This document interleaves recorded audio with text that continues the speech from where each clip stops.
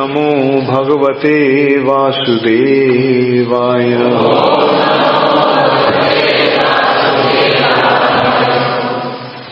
শ্রীমদ্ ভাগবত তৃতীয় স্কন্ধ পঞ্চবিংশতি অধ্যায় ভগবত ভক্তির মহিমা।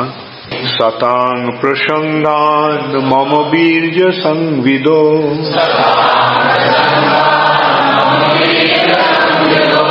ভবন্তি হৃৎকর্ণ রসায়না কথা তজ্জোষনাদাশু অপবর্গবৎমনি শ্রদ্ধারতির্ভক্তিরনুক্রমিষ্যতি। শুদ্ধ অনুবাদ শুদ্ধ ভক্তদের সঙ্গে পরমেশ্বর ভগবানের লীলাবিলাস এবং কার্যকলাপের আলোচনা হৃদয় ও কর্ণের প্রীতি সম্পাদন করে এবং সন্তুষ্টি বিধান করে। এই প্রকার জ্ঞানের আলোচনার ফলে ধীরে ধীরে মুক্তির পথে অগ্রসর হওয়া যায়। এইভাবে মুক্ত হওয়ার পর যথাক্রমে প্রথমে শ্রদ্ধা, পরে রতি ও অবশেষে প্রেম ভক্তির উদয় হয়। তাৎপর্য: কৃষ্ণ ভাবনামৃত এবং ভগবত ভক্তির পথে অগ্রসর পন্থা চেষ্টা করতে হয়। এই প্রকার সঙ্গ ব্যতীত ভগবত ভক্তির পথে উন্নতি সাধন করা সম্ভব নয়। কেবল ব্যবহারিক জ্ঞানের দ্বারা অথবা অধ্যয়নের দ্বারা যথাযথভাবে উন্নতি সাধন করা সম্ভব নয়। বিষয়ী সঙ্গ ত্যাগ করে ভগবত ভক্তের সঙ্গ করার চেষ্টা করা উচিত। কেননা ভগবত ভক্তের সঙ্গ ব্যতীত পরমেশ্বর ভগবানের কার্যকলাপ হৃদয়ঙ্গম করা যায় না। মানুষ সাধারণত পরম তত্ত্বের নির্বিশেষ রূপকে স্বীকার করে। যেহেতু তারা ভগবত ভক্তের সঙ্গ করে না, তাই তারা বুঝতে পারে না যে পরম তত্ত্ব হচ্ছেন এক সবিশেষ পুরুষ এবং তার কার্যকলাপ রয়েছে। এইটি অত্যন্ত কঠিন বিষয় এবং যতক্ষণ পর্যন্ত না পরম তত্ত্বের সবিশেষ রূপ সম্বন্ধে অবগত হওয়া যায় ততক্ষণ ভক্তির কোনো অর্থই হয় না। সেবা বা ভক্তি নিরাকার বা নির্বিশেষ কোনো কিছুতে করা যায় না। সেবা কোনো ব্যক্তিকে করতে হয়।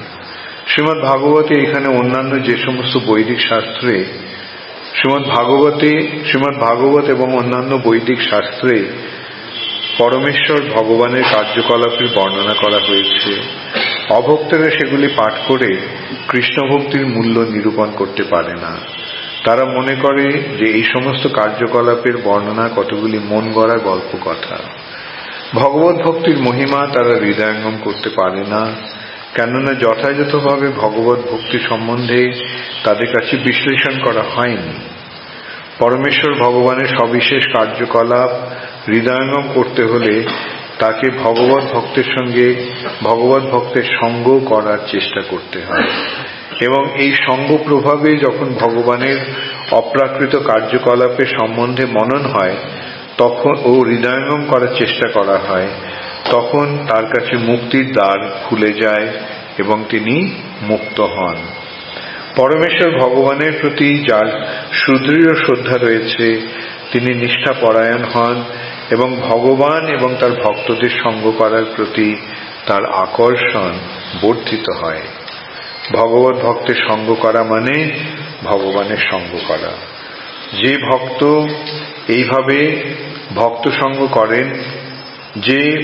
এইভাবে সঙ্গ করেন তার ভগবানের সেবা করার বাসনা বর্ধিত হয় এবং তারপর ভগবত ভক্তির চিন্ময় স্তরে অবস্থিত হওয়ার ফলে তিনি ধীরে ধীরে সিদ্ধি লাভ করেন। কপিল দেব তার মা দেবাহুতিকে এই উপদেশ দিচ্ছেন। এইখানে আমরা দেখতে পাচ্ছি একসময় দেবহূতি এবং কর্দমনের দুজনেরই জ্ঞান ছিল, জানা ছিল যে তাদের যে পুত্র তিনি হচ্ছেন স্বয়ং ভগবান। এবং দেবহূতি তাই একসময় কপিল দেবকে প্রশ্ন করলেন যে এই জড়জগতের যে দুঃখময় পরিস্থিতি, এই পরিস্থিতি থেকে উদ্ধার লাভের উপায় কি? ইন্দ্রিয় সুখ ভোগের যে দুঃখময় পরিস্থিতি, এই পরিস্থিতি থেকে কিভাবে উদ্ধার লাভ করা যায়। আমি এই জঘন্য ইন্দ্রিয় তৃপ্তি সুখ ভোগের চেষ্টায় প্রতি পূর্ণভাবে বিরক্ত হয়েছি। তখন কপিলদেব তার মাকে উপদেশ দিতে শুরু করেন, এবং এই যে উপদেশ সেটি এই অধ্যায়ে ভগবত ভক্তির মহিমার মাধ্যমে বর্ণিত হয়েছে। কপিল মুনি তার মাকে কি বোঝালেন? তিনি বোঝালেন যে এই জড়জগতের বন্ধন থেকে মুক্ত হওয়ার একমাত্র উপায় হচ্ছে ভগবত ভক্তি। ভগবত ভক্তি ছাড়া জড়জগতের বন্ধন থেকে মুক্ত হওয়ার আর কোনো উপায় নেই। এই তত্ত্ব বিশ্লেষণ করতে করতে কপিল মুনি এই শ্লোকটিতে এসেছেন। এই শ্লোকটিতে তিনি কি বিশ্লেষণ করছেন? শতাং প্রসঙ্গান মম বীর্য সংবিদ। সৎ মানে সাধু, আর সাধু মানে ভগবত ভক্ত। সাধু মানেই হচ্ছে ভক্ত। সাধু মানে এই নয় লম্বা লম্বা বড় চুল থাকলে অথবা দাড়ি থাকলেই সাধু হয় না, অথবা গেরুয়া কাপড় পরলেই সাধু হয় না। সাধুকে মহাত্মানস্তু মাং পার্থ দৈবী প্রকৃতি আশ্রিত। যিনি ভগবানের দৈবী প্রকৃতি বা অন্তরঙ্গ শক্তি অর্থাৎ ভগবত ভক্তির পন্থা অবলম্বন করেছেন, তিনি হচ্ছেন মহাত্মা বা সাধু।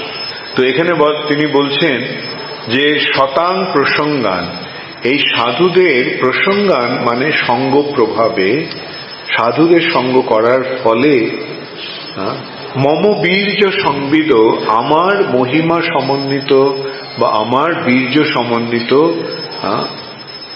ভগবত কথা প্রকাশিত হয়। কেননা ভগবানের ভক্ত সঙ্গ করলে ভক্ত কি শোনাবে? ভগবানের ভক্ত সঙ্গ প্রভাবে কি আমরা এই ভৌতিক জগতের কাহিনী শুনতে পাই? না, ভগবানের সঙ্গ প্রভাবে আমরা ভগবানের লীলাবিলাসের কথা, ভগবানের মহিমার কথা আমরা শ্রবণ করতে পারি।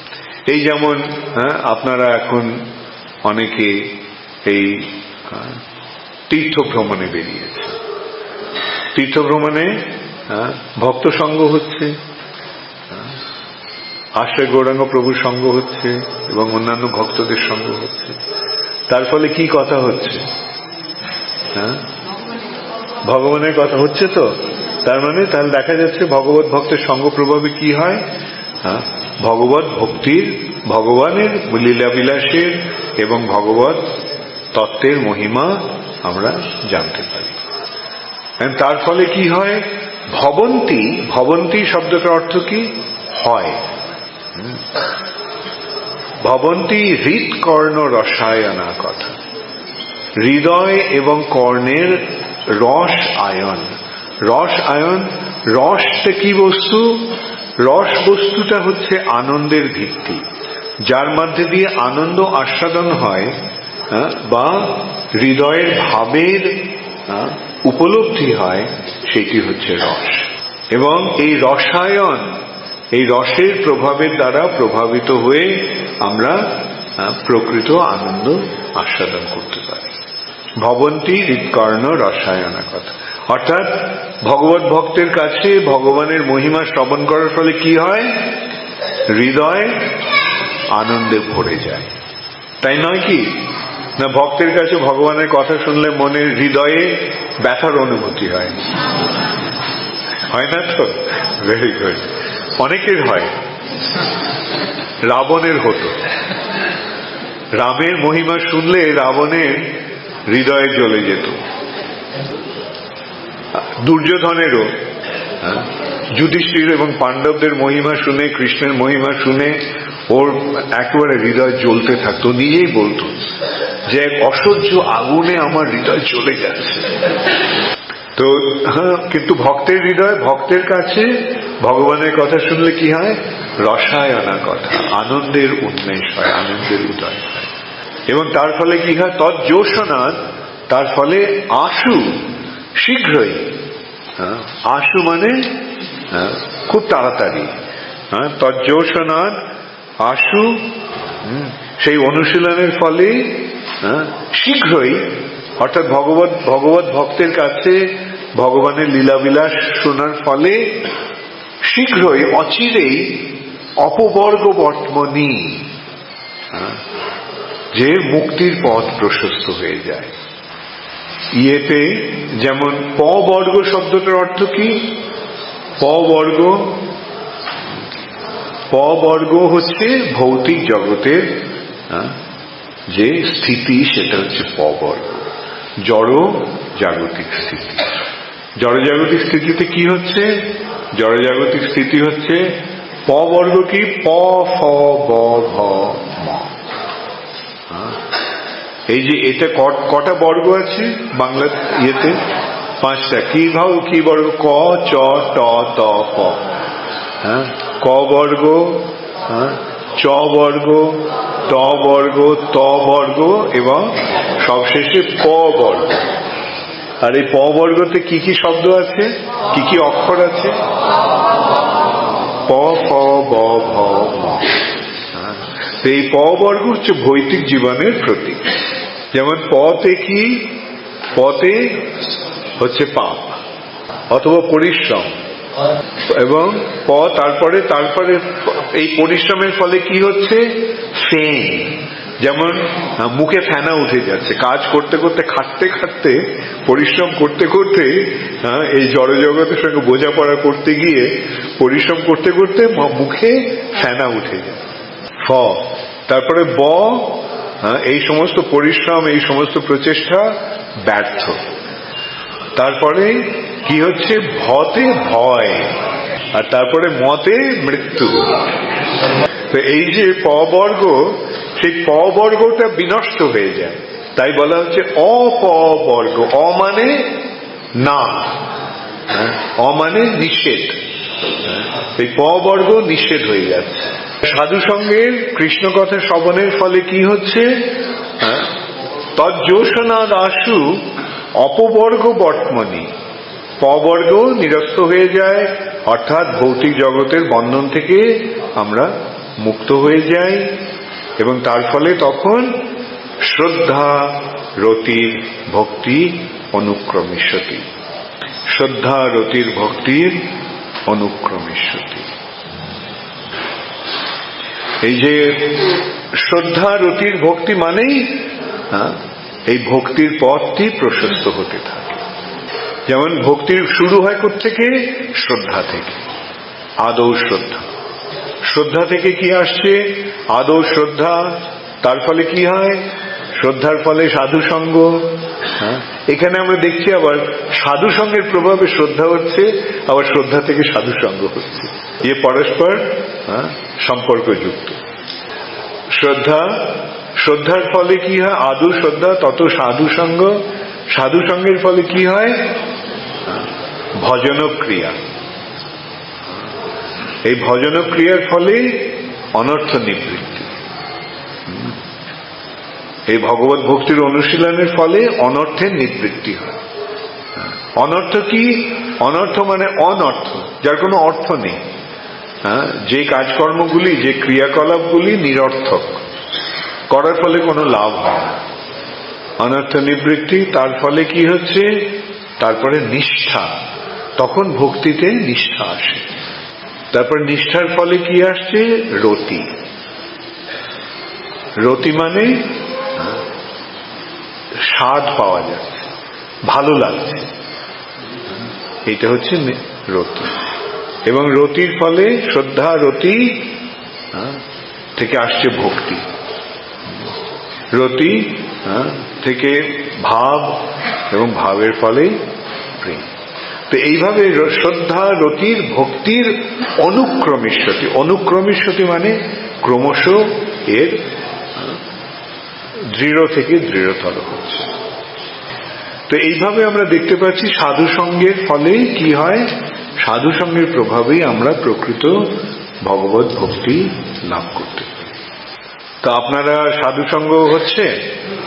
আচ্ছা, আপনারা কে কে ভগবত ভক্ত হতে চান?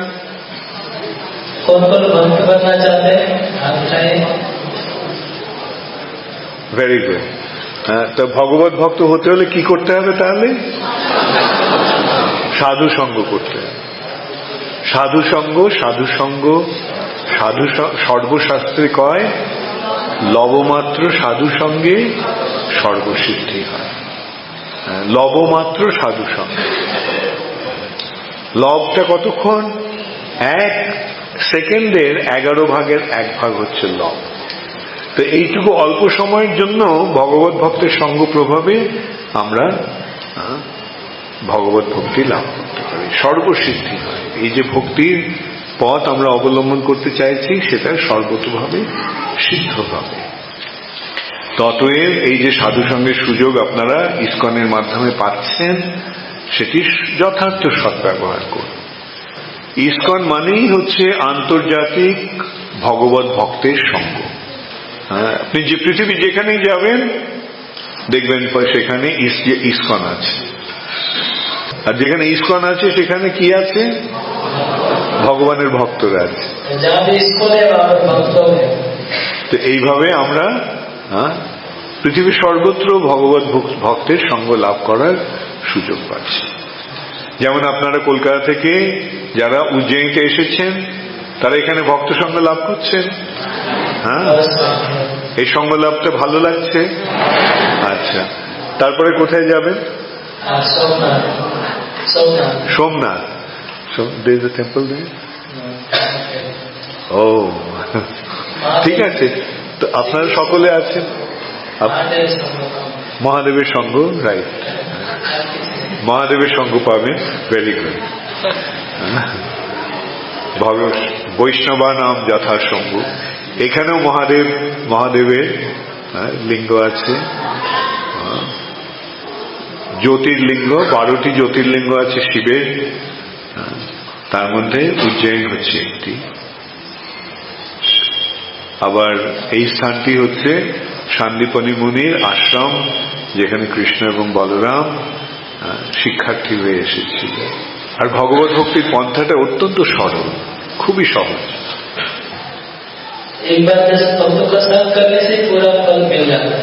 ভক্তের সঙ্গ প্রভাবে কি হবে? ভক্ত আমাদের কি বোঝাবে, বা ভক্তরা আমাদের কি বুঝিয়েছে? ভক্তরা বুঝিয়েছে যে কলিযুগের যুগধর্ম হচ্ছে হরিনাম সংকীর্তন, এবং কলিযুগে অর্থাৎ কলিযুগে আমরা যদি আধ্যাত্মিক প্রগতি করতে চাই তাহলে আমাদের হরিনামের আশ্রয় গ্রহণ করতে হবে। এবং এই নাম রূপে ভগবান যে অবতীর্ণ হয়েছেন তার সেবা কিভাবে হবে, তার ভগবানের পূজা এই কলিযুগে কিভাবে হবে? কলিযুগে ভগবানের আরাধনার পন্থা হচ্ছে শ্রবণ এবং কীর্তন। এই নাম, শ্রবণ এবং কীর্তন। এবং এই শ্রবণের কীর্তনের ফলে কি হবে? ঈষৎ বিকশী পুনঃ দেখায় নিজ রূপগুণ। এই যে হরিনাম, নামের প্রেমের কলিকা নাম, অদ্ভুত রসের ধাম। এই যে হরিনাম, এটা হচ্ছে কৃষ্ণ প্রেমের কলি। আচ্ছা, এই কলি ঈষৎ বিকশী। কলি থেকে কি হয়? আস্তে আস্তে ফুল ফোটে। তো ফুল ফোটার ওই ঈশ্বর অল্প একটুখানি খুলেই তখন কি করছে? কলিটা কি করছে? আমাদের কৃষ্ণের নাম, কৃষ্ণ নাম, আমাদের এই নাম রূপে যে কৃষ্ণের প্রেমের কলিকা, তার থেকে কৃষ্ণের রূপ এবং কৃষ্ণের গুণ প্রকাশিত হবে। ঈষৎ বিকশী পুনঃ দেখায় নিজ রূপগুণ, এবং আর পূর্ণ বিকশিত হইয়া ব্রজে মরে যায় লইয়া। এই যে নাম রূপ যে কলি, সেটা যখন পূর্ণরূপে বিকশিত হবে, তখন সে কি করবে? আমাকে বৃন্দাবনে নিয়ে যাবে আমাদের, মানে এবং সেখানে গোলক বৃন্দাবনে সেখানে কৃষ্ণ পাশে রাখতে গিয়া আমাদের স্বরূপ প্রদান করে শ্রীকৃষ্ণের সেবায় বা কৃষ্ণের পার্ষদ রূপে আমাদের ওখানে নিয়ে যাবে। তাহলে দেখুন, এই নামের মধ্যে সবকিছু রয়েছে। তাহলে ইসকনে এলে আমরা কি জানতে পারছি?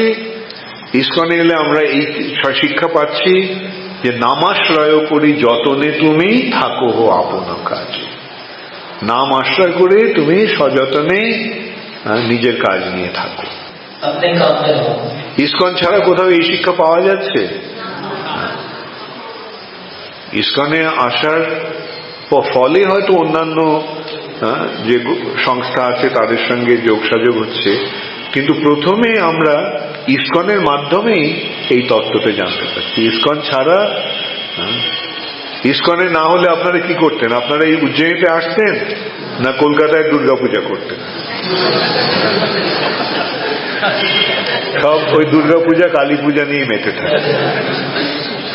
দুর্গাপূজার পরে লক্ষ্মী পূজা, দুর্গাপূজা, লক্ষ্মী পূজা, কালী পূজা। কিন্তু ইসকনে আসার ফলে কি হয়েছে? ইসকনে আসার ফলে আমরা জানতে পেরেছি দেবতা আর ভগবানের মধ্যে পার্থক্য কি। এই যে দেব দেবী, এরা কারা? দেব দেবীরা হচ্ছে এই ব্রহ্মাণ্ডের বিভিন্ন বিভিন্ন বিভাগীয় অধিকর্তা, কর্তা এবং কর্ত্রী। যেমন ইন্দ্রদেব, ইন্দ্র দেব, দেবতা। ওর কাজটা কি? ইন্দ্র হচ্ছে বৃষ্টির দেবতা। অগ্নিদেব আগুনের দেবতা। বরুণ দেব জলের দেবতা। অর্থাৎ এই যে আগুন, বৃষ্টি, জল ইত্যাদি বিভাগ রয়েছে, সেগুলির অধ্যক্ষতা করছেন এই সমস্ত দেবদেবীরা। এরকম বিভিন্ন বিভাগ রয়েছে, যেমন জলের বিভাগ। তারপরে আর কি বিভাগ আছে আপনারা মনে করতে পারেন? শিক্ষা বিভাগ। শিক্ষা বিভাগের অধ্যক্ষকে সরস্বতী। তারপরে অর্থ বিভাগ, তার ইয়েকে লক্ষ্মী। বিশ্বকর্মা। ইঞ্জিনিয়ারিং ডিপার্টমেন্টের অধিকর্তা বিশ্বকর্মা। তো এরা হচ্ছে দেব দেবী। কিন্তু ভগবানকে, ভগবান আর দেবদেবী সমান না। ভগবানকে ভগবান, ভগবান শব্দটার অর্থ কি হচ্ছে? ভগ অস্তি ইতি ভগবান। যার ভগ আছে তিনি ভগবান, যার ধন আছে তিনি ধনবান, যার গুণ আছে তিনি গুণবান। তাহলে ভগবান মানে যার ভগ আছে। এই ভগ বলতে কি বোঝানো হচ্ছে? যে যার মধ্যে সমগ্র ঐশ্বর্য, সমগ্র বীর্য, সমগ্র যশ, সমগ্র শ্রী, সমগ্র জ্ঞান এবং সমগ্র বৈরাগ্য রয়েছে, তিনি হচ্ছেন ভগবান। তাহলে ইসকন আমাদের কি শিক্ষা দিচ্ছে? প্রথমে আমাদের এমনিতে আমরা আগে কি ভাবতাম? দুর্গা, কালী, সরস্বতী, কৃষ্ণ, রাম এসব এক। এইভাবে আমরা সব একাকার করে দিয়েছিলাম। কিন্তু এখন আমরা জানতে পারছি কি দেবদেবী কারা আর ভগবান কি। এক হলে ঈশ্বর কৃষ্ণ আর সব কৃষ্ণ।